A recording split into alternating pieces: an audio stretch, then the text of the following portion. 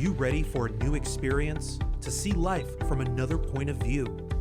New hope, new expression, new joy. This is your radio hour. Welcome to Viewpoint with Father John. Welcome, friends. You're tuned to KCAA Radio, 1050 AM, 102.3 FM, and 106.5 FM, or on the World Wide Web at kcaaradio.com. This is Viewpoint with Father John, and I am your guest host tonight, Dr. John Smith. Many of you know me. I've been a frequent guest on the show, and I'm Father John's fill-in host. Some of you may know Father John fell ill. He's doing okay. I just wanted to make sure everybody knew that he's at home, he's resting, he's getting his strength back. He's going to come back real strong probably next week, I'm guessing, but if not, for sure within the next couple of weeks. And if you knew that he was under the weather, just continue to wish him well. And as he gets stronger, he'll be responding to many of you. And like I say, I'm sure he'll be back on the air very soon, if not next week, very soon. So let's wish him well, but just so you know that he's okay and he's home, he's doing okay, he's doing all right. You can follow us on Instagram, and you can follow us on Facebook at Viewpoint with Father John. Also, if you've missed any past shows or you want to just catch up on any past shows that you wanted to see again, you can go to YouTube. Just search for Viewpoint with Father John, KCAA, and you'll be able to find all of the past shows. So I want to shout out real quick, Father John's famous Claremont Pharmacy is one of his famous haunts that he goes to and uses. He wanted me to make sure that I continue to acknowledge Claremont Pharmacy and the great service that he receives from Dr. Nikki Ho, who is the lead pharmacist at Claremont Pharmacy. It's right on the corner of Indian Hill and Arrow Highway in a little strip mall there. It's kind of hidden back in there, but boy, they offer some great service. So wanted to shout out there. All of God's children are endowed with extraordinary purpose and ability. Father John is on a quest to help as many as possible in fully realizing their divinely inspired potential. Disposing of false narratives and embracing genuine inspires clarity of purpose. Father John's role, and mine as well, is to help overcome self-imposed limitations in realizing one's spiritual potential. So that's Father John's mission, and I believe he's living it to the fullest. So I support him 100% in that mission. So I was sitting here thinking, what am I going to talk about tonight? And I thought there were.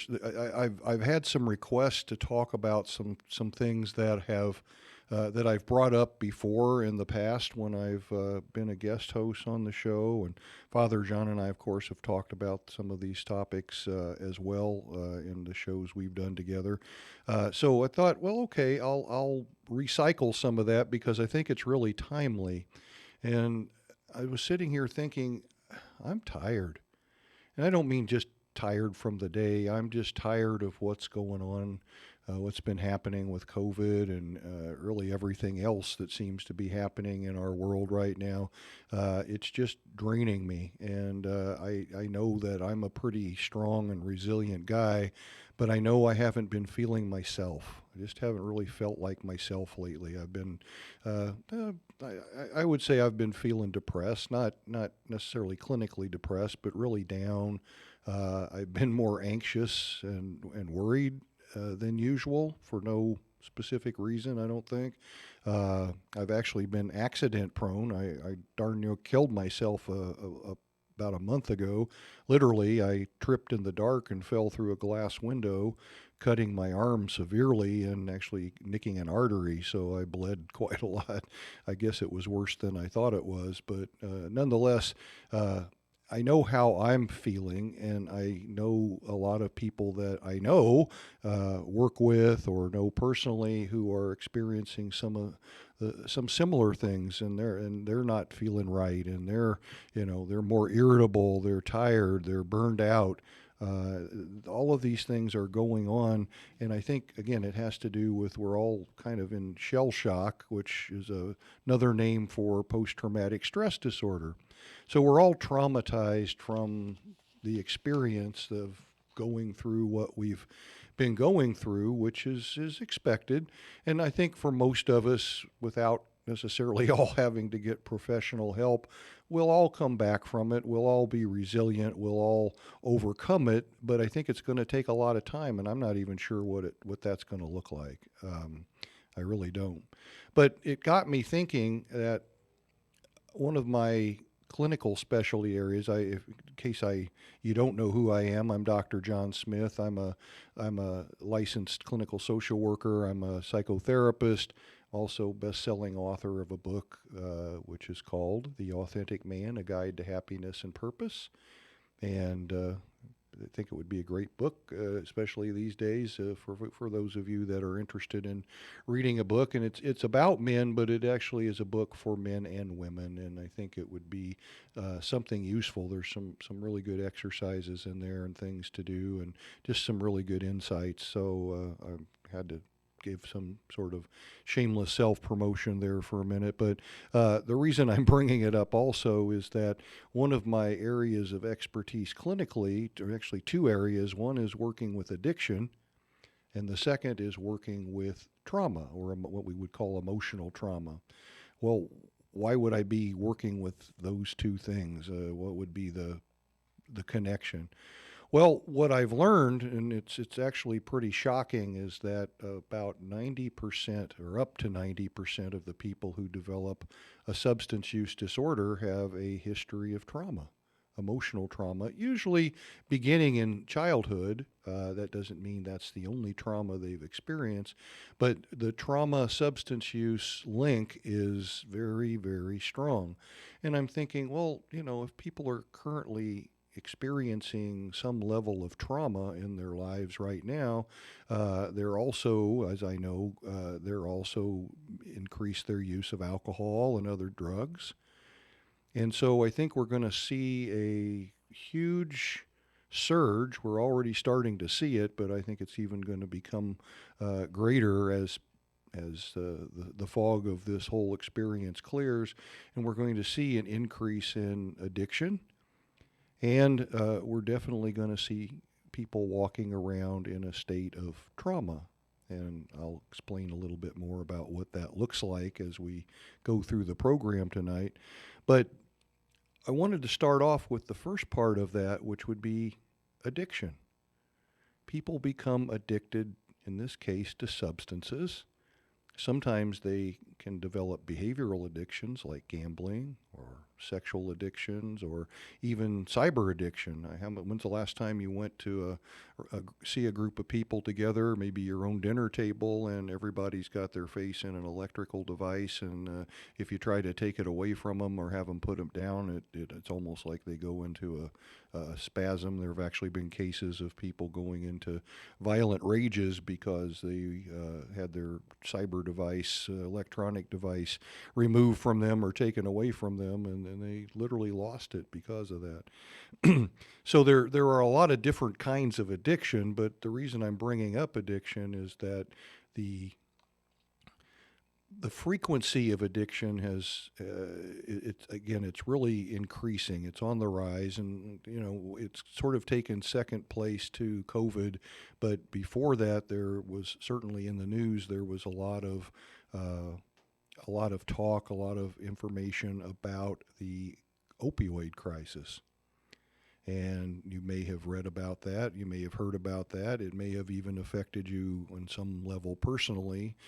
It's here, and it's worse than it's ever been. And one of the reasons right now that it is so bad is that the drug fentanyl, which is about 50 to 100 times stronger than heroin, the drug fentanyl is being inserted and put into or cut into almost all of the drugs that are being sold on the street. They're false drugs that are being sold on the street. For example, drugs sold as Xanax, which is a tranquilizer, it's not really Xanax. It's almost pure fentanyl. And so people are taking it unknowingly, thinking it's one thing, and then they're overdosing and dying because they don't realize what it is they're putting in their body. It's certainly being mixed into the heroin supply, but pretty much any drug you're getting on the street, even methamphetamine, which is a stimulant, many times contains some level of fentanyl. Why is that? Well, fentanyl is manufactured primarily in China. It's a white powder, and it is cheap to make. It's synthetic, it's cheap to make, and therefore, when it is cut into other drugs, not only do you get a bigger high because of it, but it also is cheap to cut and extend the amount of drugs that a person has, and so but it's deadly, and I only bring that up because I've known personally several people who have overdosed and died on fentanyl because it's really a sad experience. Well, what's that got to do again with what I'm going to talk about tonight? Well, I wanted to start with addiction because when we think about addiction, we think, well, okay, anybody can become addicted to anything. And to some extent, that's true. But to another extent, there are some people that are more prone to addiction than others. Well, who are these people? First, these are people who pick the wrong parents. No parents, I'm not blaming you. But what I mean is that there is a very, very strong genetic component or link to addiction. So if there's a family history of addiction, then the people in that family are more predisposed or prone to addiction. Well, why is that? Well, we haven't isolated the pure genetic what genes are responsible, but we do know, because it does run in families, that there's a strong component to that.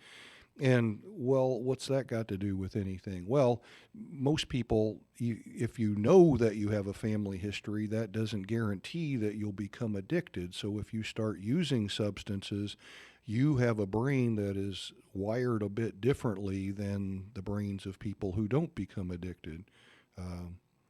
Grandma falls and breaks her hip. Grandma winds up in the hospital, and grandma is in a lot of pain. Well, grandma gets a lot of morphine and other opiate drugs to help her manage her pain. She gets out of the hospital, she comes home. Does grandma head to the heroin dealer? No, she doesn't. In fact, she has no desire to continue to use opiates, nor does she even likely experience any sort of withdrawal if she stops. Why is that? Well, she was using it, for one, to treat what it was designed to treat, which is pain.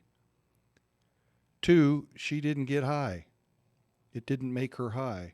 So what we know is that when somebody uses a drug or a substance and it makes them high, there's a greater chance that they will become addicted to that drug. Well, okay, there's something else that you need to know.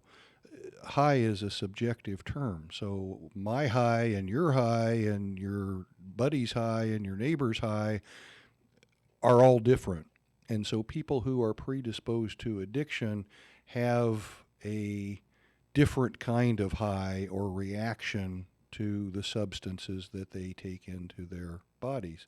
Why is that? Well, that in part is because their brain is wired a bit differently. There's this little place in the middle of their brain. It's called the nucleus accumbens. Now, you're not going to have to remember that. There's no quiz tonight. But that particular area of the brain is thought to be associated heavily with addiction because it's also called the pleasure and reward center in the brain. What's that mean? Well, it means that our brains are hardwired, not for drugs, but they're hardwired to reward us when we do something that's beneficial to survival. When we get away from the saber-toothed tiger that was going to eat us, when we find food, when we quench our thirst, when we mate with our mate to reproduce. Nature says those are things that are beneficial to survival. Keep doing them. We're going to make sure that you keep doing them, and we're going to give you a reward. We're going to make you feel good. And so a substance, it's called a neurotransmitter, is released, and that particular neurotransmitter associated with reward and pleasure is called dopamine. Well, dopamine is a chemical that is released in abundance when we take substances that are what we call psychoactive, ones that can make us high, altering the way we feel, altering our perceptions, altering the way we think. And those psychoactive substances they fool the brain into thinking that those substances are more critical and important to survival than anything else natural, because they cause a significant amount of dopamine to be released beyond what anything normal or natural can do. Well, some people who have this family history have brains that have nucleus accumbens that are very, very sensitive. I like to compare it to somebody that's really ticklish.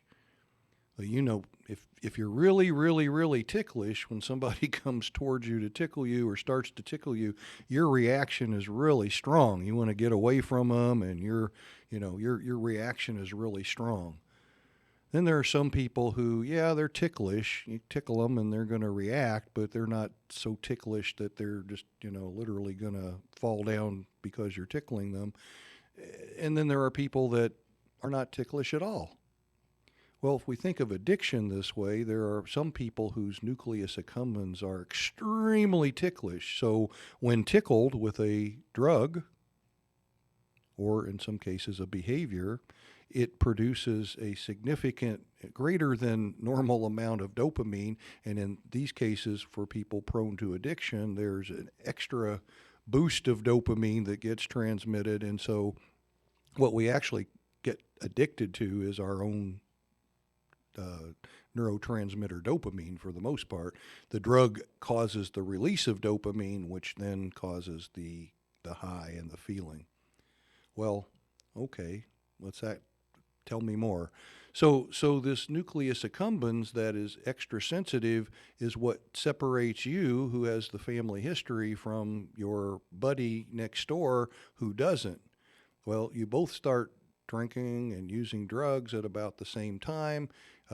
Maybe you go through a stage where you're drinking a lot or using a lot, so's your buddy, but your buddy has a different experience, and your buddy probably gets to the point where he says, I don't want to do this anymore. The person who's prone to addiction says, I can't do enough of this. I can't stop. I got to keep doing it. I got to keep doing it. And eventually they stop using it to get high, and now they're using it just to feel normal. Eventually they stop using it to feel normal, and they use it to avoid withdrawal. So that's how addiction starts, and that's what addiction is for those who have the family history. Now, we're going to be taking a break very shortly, and when we come back from the break, I'm going to tell you about one of the second reasons why people become addicted. We'll be right back.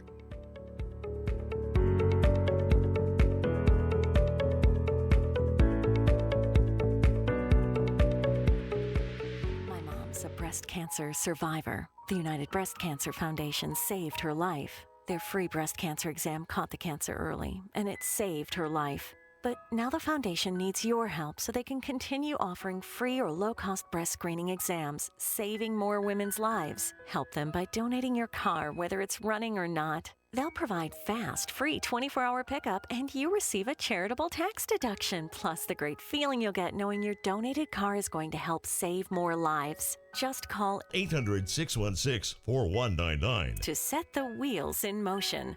They take cars, trucks, vans, and SUVs, running or not. Call 800-616-4199. The United Breast Cancer Foundation needs your help, and your donation could literally save women's lives, helping them catch breast cancer early, like they did with my mom. Donate today. Call 800-616-4199. 800-616-4199.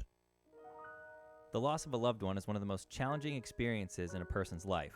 It's hard to know where to turn to make your loved one's final arrangements. Jesse Ruiz at Personal Funeral Planning in Ontario will treat you and your loved one with the respect you deserve. Jesse served in the Marine Corps in Desert Storm and understands what it takes to provide loyal, personalized, and empathetic service to those who need it most. The families of Michael Jackson, Brittany Murphy, Ed McMahon, and many others have trusted Jesse to provide them with the highest level of service and support.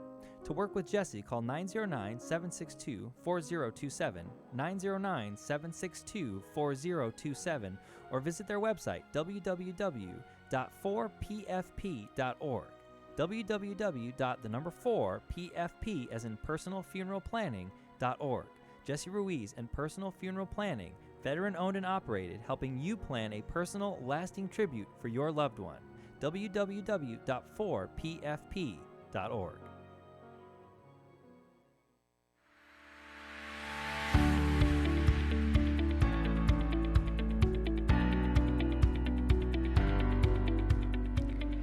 Welcome back, friends. You're tuned to KCAA Radio, 1050 AM, 102.3 FM, 106.5 FM, or on the World Wide Web at kcaaradio.com.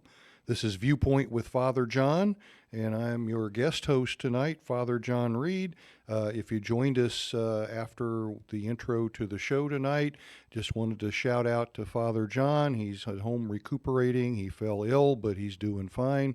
He's at home. He's just getting his strength back. So if you get a chance, drop him a note and wish him the best. And he will be back hopefully next week, if not very soon. So we miss him and we'll wish him well. So thank you, Father John. Okay, so before the break, I was talking about addiction, and I was talking about one of the causes of addiction, or main causes, is not just drugs. It's the family history of drug addiction, meaning that it's the person's genetic makeup or their biology that predisposes them to addiction. Means that they're way more likely to become addicted if they start using substances, which at some point in time, usually during adolescence, most of us are exposed to drugs or alcohol, and very often we will experiment with or try drugs and alcohol. That's kind of the norm, but it affects people differently, even though we don't realize that we're different. And one of the other things that I tell folks is that it's like having a pilot light lit inside of you that you don't really even know you have, and the pilot light is there, and if you don't use drugs or alcohol, then it never ignites or it never gets hotter. But when you put drugs and alcohol on that pilot light, it starts to ignite and it starts to get hotter and hotter and hotter, and eventually, if you keep doing it, it becomes an addiction. Well, if you stop using substances, the one thing about addiction is the pilot light never goes out. It may cool off, and we may be able to stop the addiction from progressing, but the pilot light in those that have it never really goes out. So we always have to be cautious, because if we start putting gasoline on that pilot light again, it can reignite very quickly. Usually it does, and it isn't long before the person's right back to where they were before they stopped. So let's talk now about number two, the issue number two, relative to addiction, and that is, we know that people who have a lot of environmental stress, which we often will refer to as trauma, especially when they're children growing up and their brain is still developing, that trauma can affect the brain in such a way, or that what we call chronic stress can affect the brain in such a way that it makes it predisposed to addiction, very similar to the way the family history does. Now, if a person has a family history and the trauma, these are the folks we typically see in treatment quite often. They have both. It's because, they didn't stand a chance, really. They had two things against them. So when they started drinking and using, one, they found out very quickly that doing so helped relieve a lot of their emotional symptoms. It made their emotional turmoil, their emotional pain go away. Maybe it made bad thoughts, bad memories of traumatic experiences. Maybe it quieted things down for a little bit. So it became an escape. It became a coping mechanism. And I often will describe addiction to my students and to my patients. I'll say that addiction started out as a solution. A solution to what? Well, it's a solution to the pain, emotional pain, the trauma. It started out as a solution, and then it became a problem. So very often when people come into treatment, or even if they don't come to treatment, but they have a substance use disorder or problem, very often that is, there's a trauma link to that. So many of us have experienced things, especially during our childhood, that we might consider traumatic or disturbing, right? But there's been a lot of research not only on addiction, but how trauma affects the developing brain. And again, one of the things that it does, that we know that it does, is like family history, it predisposes a person to addiction. So imagine for a minute that a child is experiencing a very chaotic family environment where there may be abuse or neglect occurring. Maybe there's a lot of fighting. Maybe there's domestic violence. Maybe there's just a lot going on. There's maybe a parent who has a substance use problem. Maybe the family is dealing with other stressors like unemployment, financial stressors. There can be many things that can cause a chaotic environment. And just by being in that environment, that by itself can be traumatic. Now, not everybody who experiences that is going to develop an addiction, of course, and not everybody who experiences that is going to have lasting, lifelong issues related to that trauma. But some people are more resilient than others, and then they have other things going for them that help them sort of get past that trauma and where it has less of an effect on them. But other people are more affected by it and sometimes more affected even by less. So we can't compare my trauma was worse than yours or my trauma wasn't as bad as yours because it's not the trauma itself, it's the effect of that trauma or the accumulative effect of many traumas. Well, what's that got to do with today? Well, I'm going to tell you. We're in an environment now that I believe, I feel it myself, so I don't think I'm making it up in my head, but I believe we're in an environment right now where we're experiencing a significant amount of stress. And for many of us, that stress is very traumatic. What's happening, though, is that if we're really reacting to it strongly, probably what's happening is that it's lighting up other traumas that we've experienced. I call it the Christmas tree light effect. You know, Christmas tree lights are all wired on one circuit, right? You plug in the Christmas tree lights, hopefully they all light up, right? I love that. Now, one of those lights goes out, then what happens? Unfortunately, unless you buy the real expensive kind, they all go out. I hate that. Then you got to try to figure out, well, which is the one that went out and try to replace it. Usually I just throw them away and buy a new strand. I think they figure that that's what most people are going to do, so they make sure that the lights go out regularly, so you have to replace them. But our mind organizes things on circuits similar to Christmas tree lights. So this thing that happened when I was 6, and this thing that happened when I was 10, and this thing that happened when I was 13, and so on and so forth, there's something structurally similar about them, and our brain says, okay, we're going to put these all on the same circuit. They're not the same thing, but there's something similar about them. So the brain says, okay, so traumas, for example, are usually organized together on the same circuit. And as you know, many people have had multiple traumatic experiences throughout their life. Well, think about it. So when something triggers this trauma that is happening right now, it's going to light up the whole circuit. So not only is it triggering the right now trauma, it's triggering all of the other ones that are on the circuit, right? And maybe some of those had been dormant for a while and hadn't really been causing a problem, but this new trauma is lighting up the whole circuit. So now our reaction is much stronger, right? So people who have experienced traumas, especially again during childhood, are more affected by those traumas, and it's not only just the trauma they experience, but it's the number of traumas that they experience that seems to cause the most profound and severe effects. Some of them I'm going to talk about here in a minute, you might be surprised about, because it's not only just psychological effects, it's also physical or medical effects. In fact, the lifespan of people who've had several traumas is much shorter than the lifespan of people who haven't. So the correlation is astounding.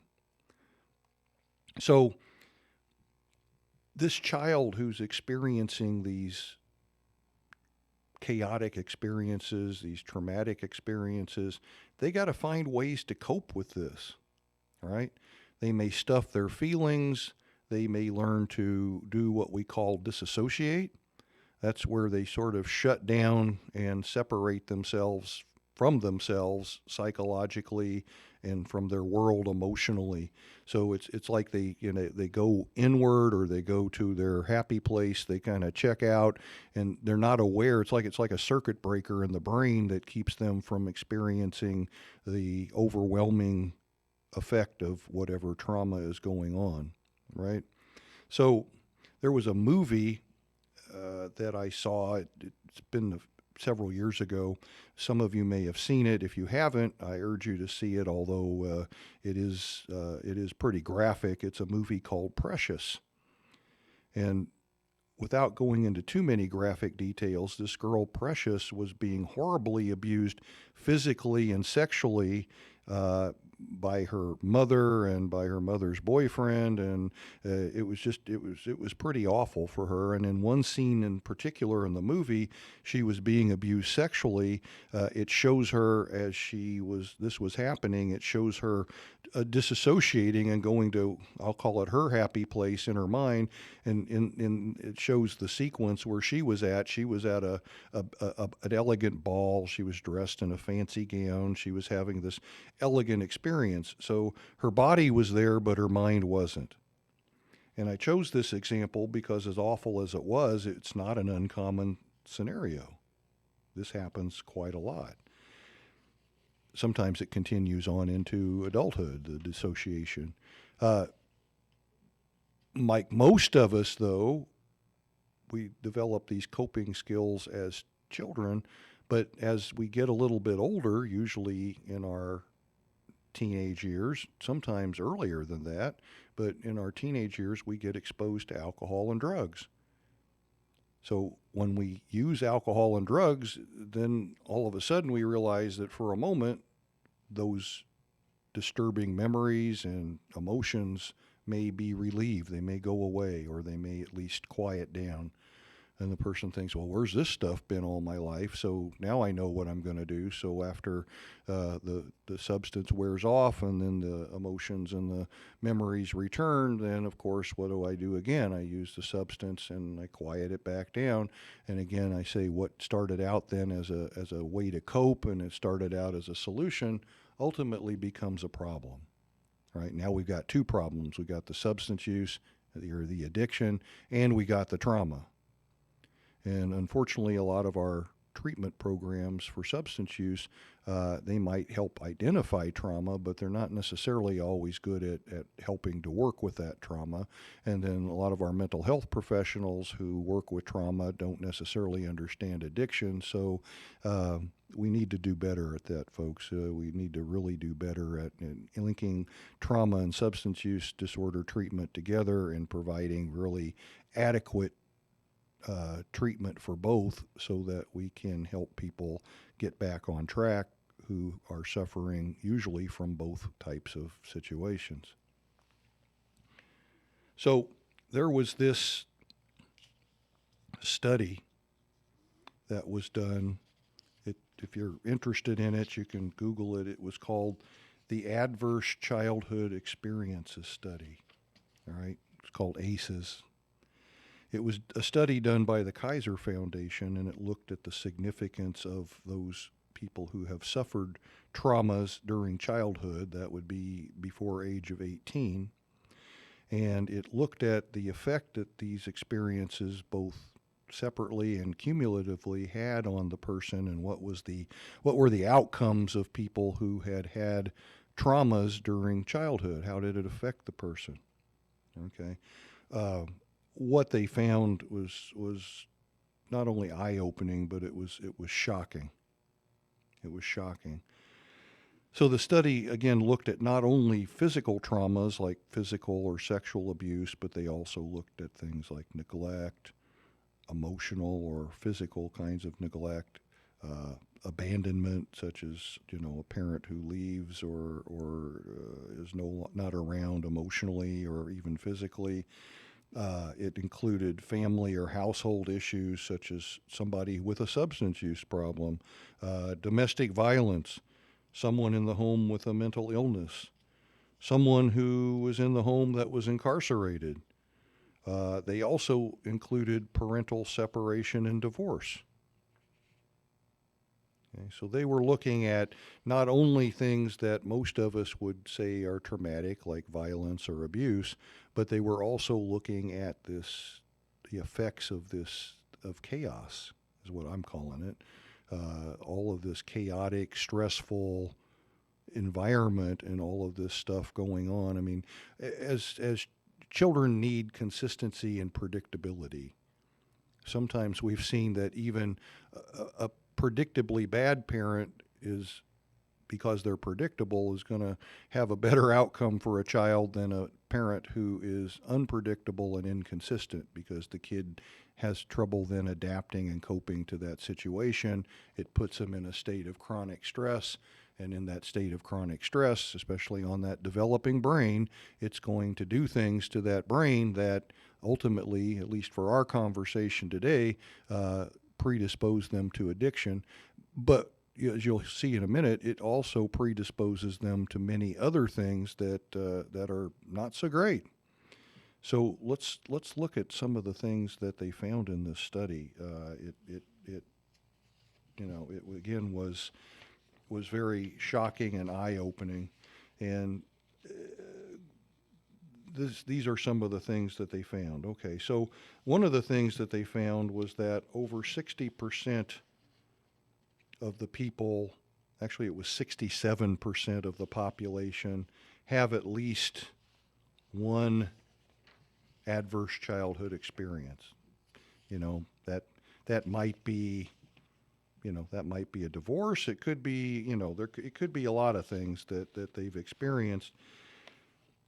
What I'm telling you isn't that if you've had that experience and you've had that ACE, which again, most of us have had one, it's not the specific ACE, it's the number of ACEs or adverse childhood experiences, number of traumas experienced that seems to be what increases the likelihood of future problems. Right. So not only did the presence of ACEs, adverse childhood experiences, during childhood increase the risk and likelihood of experiencing emotional and psychological problems, but it also increased the risk of a host of other serious medical problems, and as I said, even an earlier death. So according to a gentleman by the name of Dr. Robert Block. He's the former director of the American Academy of Pediatrics. He says, quote, "Adverse childhood experiences are the single greatest unaddressed public health threat facing our nation today." Let me say that again. Adverse childhood experiences are the single greatest unaddressed public health threat facing our nation today. Now, this was written before COVID, so people might say, well, COVID is the greatest public health, although it's being addressed, at least it is now, right? We don't talk about ACEs. most of us don't even know what that means or what that is. And we certainly don't talk about our traumas usually. And we generally don't like to talk about traumatic experiences or reveal them to other people. And so we sort of sit around quietly, maybe not even realizing that these things have had an effect on us. Or if we do, we keep them quiet. Maybe we don't even associate them with our substance use. Maybe we don't associate them as maybe one of the main reasons for our depression. Maybe we don't associate them as one of the main reasons for our anxiety.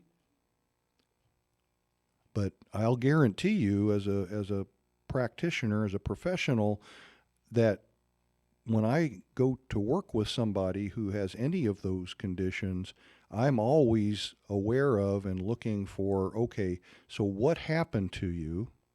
Not what's wrong with you. Thinking of it differently. Not what's wrong with you, what happened to you?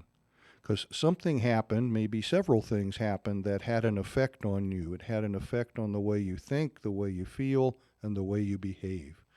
And because it had that effect, you developed coping mechanisms. Some were adaptive coping mechanisms and some were maladaptive coping mechanisms, but you still developed ways to deal with the trauma, and that had a long-term lasting effect. It still may be affecting you. That's why you have depression. That's why you have anxiety. That's why you're abusing substances. That's why you can't stay clean and sober, because as soon as we take away the substances, all of those negative emotions start coming back and flooding back in.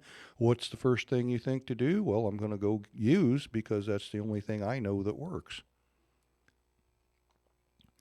So this is a big deal, yet you probably, maybe, I don't know how many of you have heard of this, but, maybe this is the first time you've ever heard of it. But I urge you to take a look at it. You can Google it, but I'm going to give you some more information on it here. So here are some more findings from the study, okay? So number one, I mentioned about the some of the long-term effects. The number that seems to be the biggest predictor of future problems is 4. 4. The number 4, what's that mean? Well, they found that people who had 4 or more ACEs were the ones that were the most affected and the most likely to experience future problems. And the more ACEs they experienced, the greater the problems were, or the risk for problems were going to be later on in their life. They came up with a questionnaire, which I will give you all before we're done tonight, so you can count your own score. But they came up with a questionnaire that had 10 questions. So a yes answer to any question was 1 point. So you could get a total of 10 points or 10 ACEs. All right.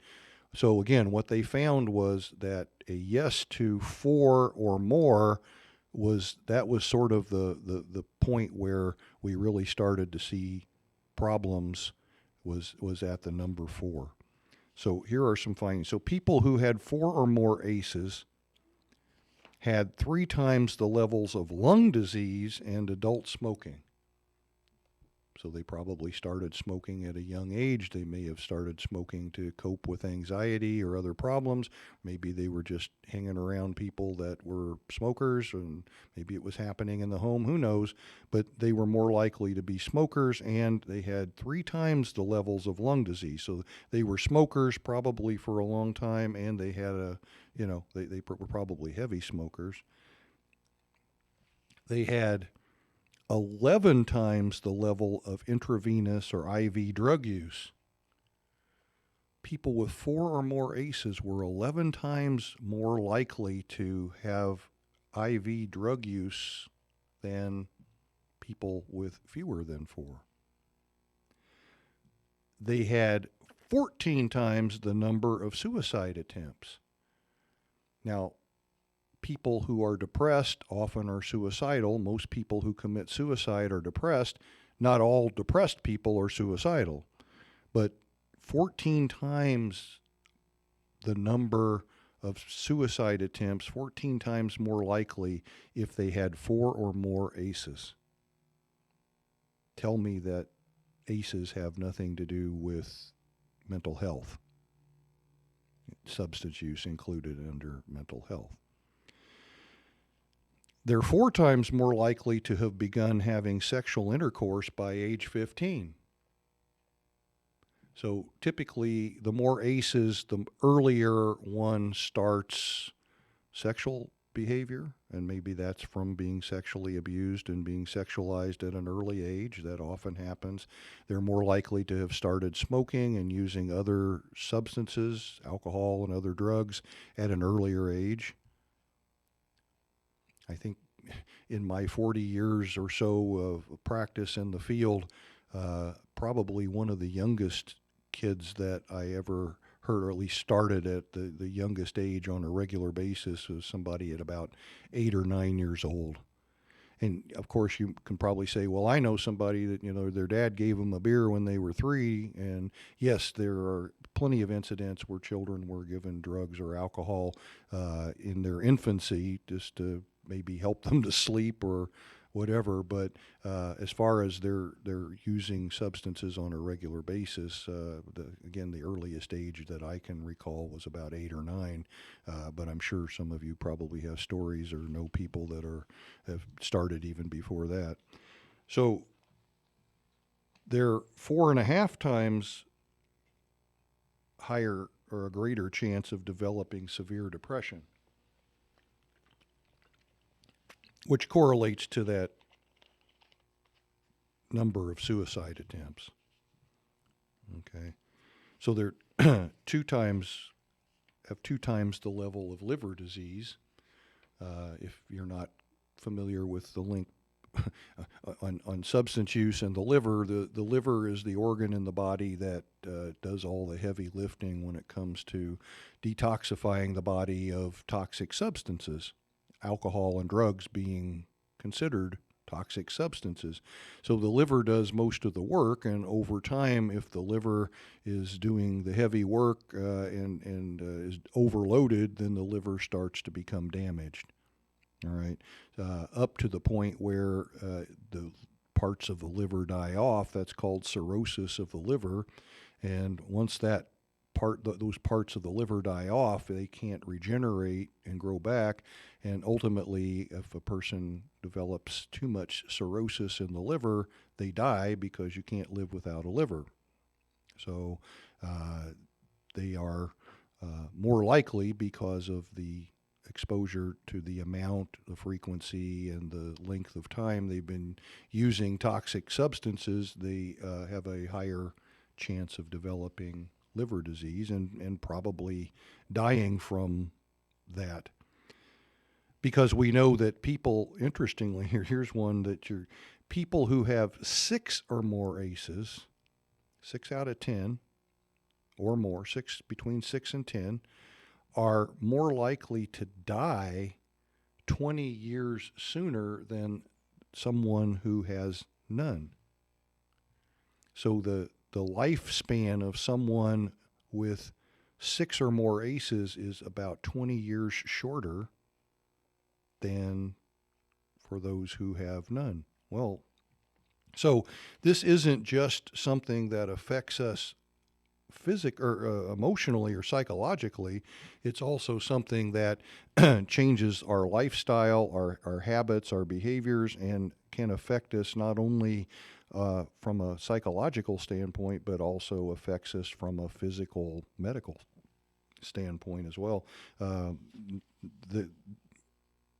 The folks who have more ACEs are at increased risk of heart disease. They're at increased risk of stroke, cancer, COPD, which is chronic obstructive pulmonary disease that often comes from smoking, diabetes, obesity, and they are more accident prone, broken bones. Now, of course, you might say, well, that comes along with using substances, absolutely, that increases all of those things as well.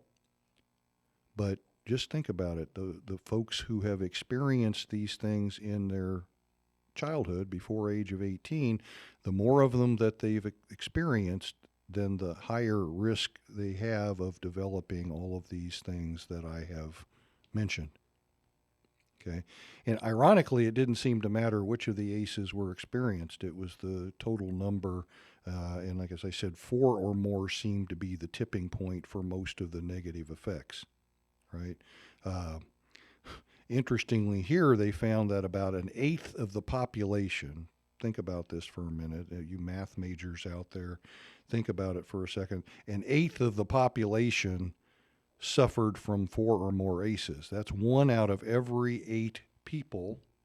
So gather up 8 of your closest friends or family members, and at least one of them has had a really bad childhood, and they have had at least 4 or more ACEs happen to them in the first 18 years of their life. That's a lot of people.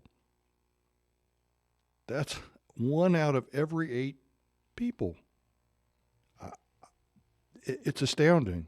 And if you think about the effects, now that, again, the good news is that while there's certainly a negative impact, there are other factors that I will talk about that are sort of mitigating factors, and I'll bring those in because not everybody's doomed. Right? I work with and know a lot of people and have worked with them as my clients and worked with them as my colleagues, many of them who are in recovery from substance use disorders, many of them who've had significant traumas in their life, and through therapy and other work that they've done, they've managed to overcome a lot of those negative effects. So they're not doomed, but were they affected? Absolutely. Are they out of the woods totally? No. Not totally, but many of them have worked through it or are working on it, and that is helping them to become more resilient and bounce back from some of these things.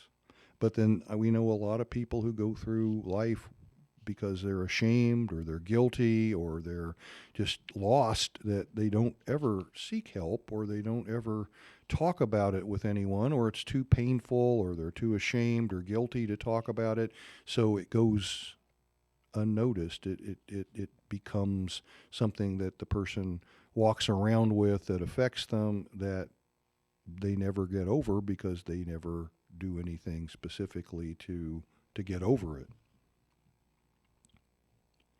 1 out of every 8 people. So given the sheer numbers, I believe that trauma is probably the underlier of most emotional, psychological problems, right? Certainly, I think it's the cause of most cases of depression. Others might argue with me on that. That's fine. I'm just telling you what my opinion is. I think it's certainly at the base of most serious anxiety type problems. And I think it is at the core of most substance use disorders. Well, let's take a break. Come on back, and I'm going to read you the questionnaire. You can take it yourself and count your ACEs, which is probably something you need to know. We'll be right back.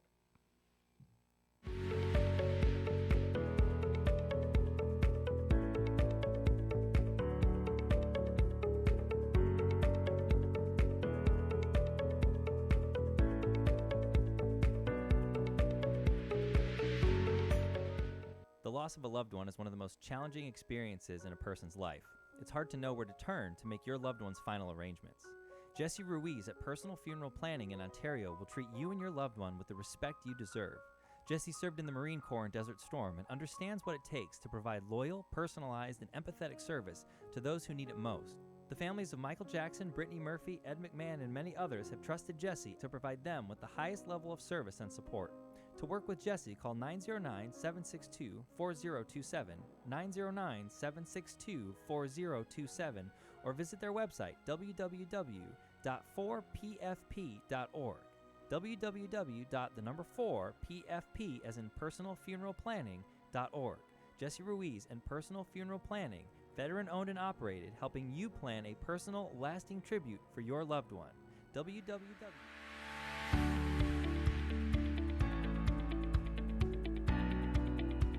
Back. You're tuned to KCAA Radio, 1050 AM, 102.3 FM, 106.5 FM, or on the World Wide Web at kcaaradio.com. This is Viewpoint with Father John, and I'm your guest host, Dr. John Smith. We're getting close to the end, so I wanted to make sure I gave you this quiz. 10 points, answer yes for any, or 1 point for every yes, 0 points for a no.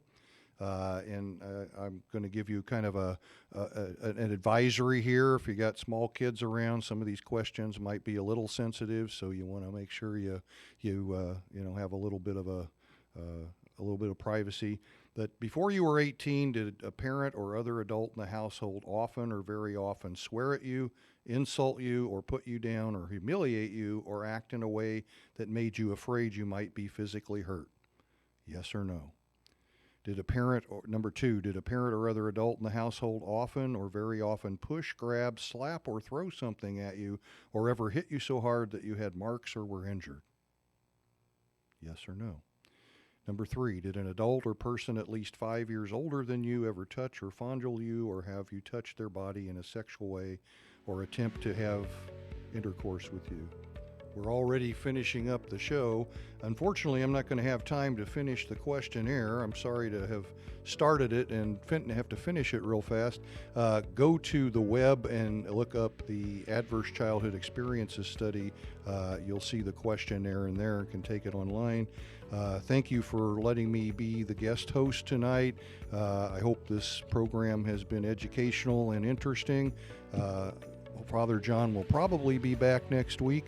If not, then you might have me again. So have a good week, be safe, and I'll talk to you soon.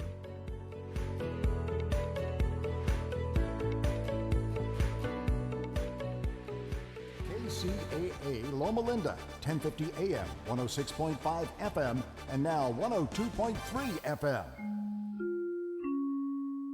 House of Mystery.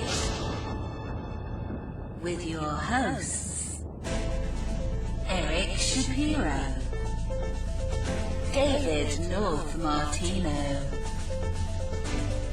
John Copenhaver, and Al Warren. Heard on KCAA 106.5 FM Los Angeles, 102.3 FM Riverside, and 105.0 AM Palm Springs. Welcome back into the House of Mystery, and I'm Al Warren, of course. And you are. Yeah. Oh, you're awake today. Usually, I'm awake. Yes. Takes you 5 minutes to get going. Usually, I know. I don't know what's going on. Your wife's been beating you again, eh? Yeah, that's true. Well, you got to make sure you do the laundry. Get that